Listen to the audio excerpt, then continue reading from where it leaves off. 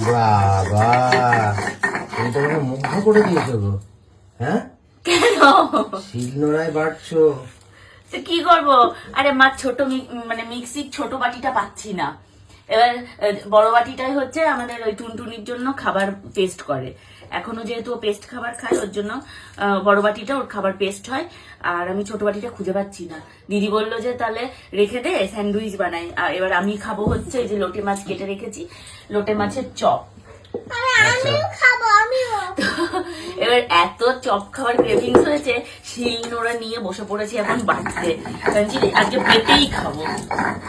বাবা, প্রথমবার দেখলাম তোমায় বাটতে। আমি পারি তো।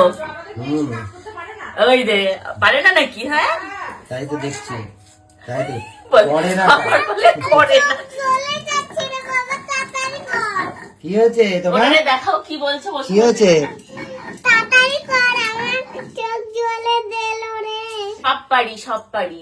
চুলও বাঁধতে পারি, রাঁধতেও পারি, সব পারি। গীতা পাঠটা শুধু পারো না। গীতা পাঠটাও পারবো। গীতা এনে দিলে গীতা পাঠটাও করতে পারবো। জুতো সেলাইটাও পারি। হ্যাঁ, কি সব বলছে আমায়।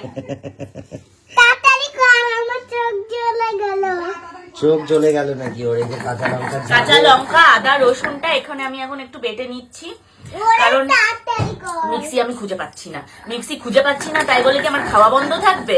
কোনো কিছুর জন্য জীবনে দাঁড়িয়ে থাকতে নেই। জীবনে কোনো কিছুর জন্য মানে কখনোই মানে বলতে নেই যে না ঠিক আছে আজ নয় কাল করবো।